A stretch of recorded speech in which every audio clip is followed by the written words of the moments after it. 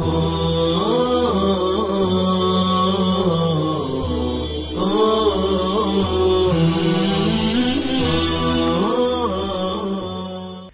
اللہ الرحمن الرحیم۔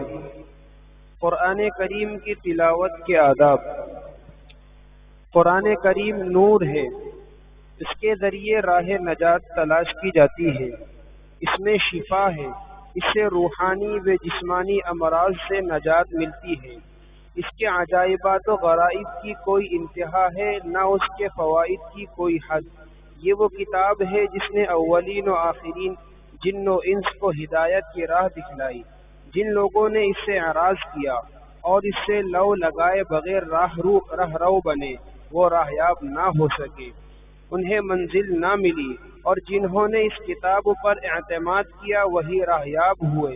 جنہوں نے اس کتاب کے مطابق عمل کیا وہ دین و دنیا کی سعادت سے بہرہ ور ہوئے۔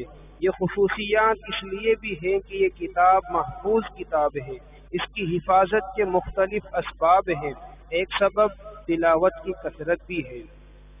قرآن کریم عام کتابوں سے ممتاز ہے، اس لیے اس کی تلاوت کے بھی کچھ ظاہری و باطنی آداب ہیں جن کی رعایت لازم ہے۔ ذیل میں وہ آداب ذکر کیے جاتے ہیں۔ تلاوت کے ظاہری آداب۔ پہلا ادب پاکیزگی۔ تلاوت کرتے وقت آدمی باوضو ہو، ادب و احترام کے ساتھ تلاوت کرے، خواہ کھڑے ہو کر یا بیٹھ کر۔ اگر بلا وضو لیٹ کر تلاوت کی جائے تب بھی ثواب ملے گا۔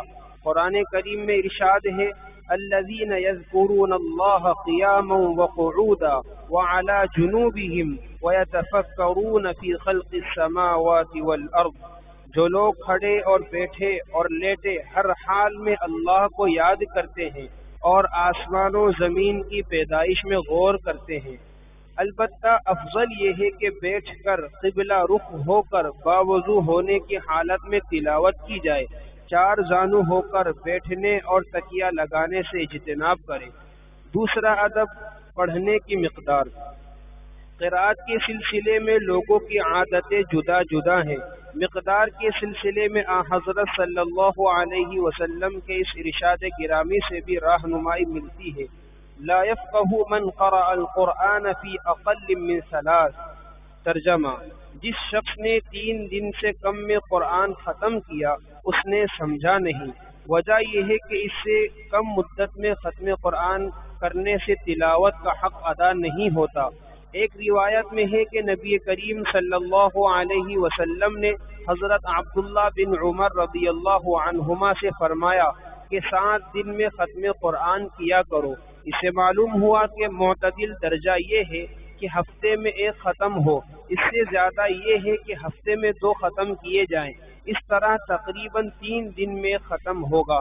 اگر تلاوت کرنے والا عالم ہو اور قرآن کریم کے معانی و مضامین میں غور و فکر کرنا اس کا مشغلہ ہو تو اس کے لیے 1 مہینے میں ختم قرآن بھی کافی ہے۔ تیسرا ادب قرآنی صورتوں کی تقسیم۔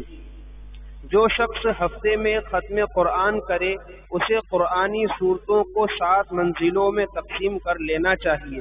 احادیث سے بھی اس کا ثبوت ملتا ہے۔ حضرت عثمان رضی اللہ عنہ جمعہ کی شب میں قرآن پاک کی تلاوت شروع کرتے اور سورہ مائدہ کے آخر تک تلاوت فرماتے۔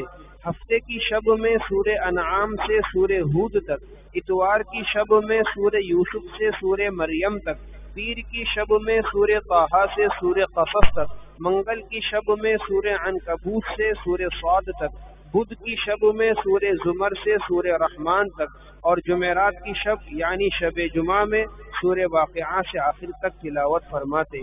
چوتھا ادب ترتیل کے ساتھ پڑھنا۔ قرآن پاک کو اچھی طرح ترتیل کے ساتھ پڑھنا مستحب ہے۔ قرآن کا مقصد تدبر اور تفکر ہے۔ ٹھہر ٹھہر کر پڑھنے سے تدبر میں مدد ملتی ہے۔ چنانچہ حضرت ام سلمہ رضی اللہ عنہا نے نبی کریم صلی اللہ علیہ وسلم کی تلاوت کے متعلق بیان فرمایا کہ آپ صلی اللہ علیہ وسلم ایک ایک حرف کو واضح کر کے پڑھا کرتے تھے۔ حضرت ابن عباس رضی اللہ عنہما فرماتے ہیں کہ پورا قرآن جلدی جلدی پڑھنے کے مقابلے میں میرے نزدیک یہ زیادہ بہتر ہے کہ میں صرف سورہ بقرہ و آل عمران کی تلاوت کروں۔ یہاں یہ بات بھی ملحوظ رہے کہ ترتیل صرف تدبر کی وجہ سے مستحب نہیں ہے، بلکہ اس آدمی کے لیے بھی ترتیل مستحب ہے جو قرآن کے معانی نہ سمجھتا ہو، اس لیے کہ ٹھہر کر پڑھنے سے دل پر بھی زیادہ اثر ہوتا ہے۔ وفقنی اللہ و ایاکم۔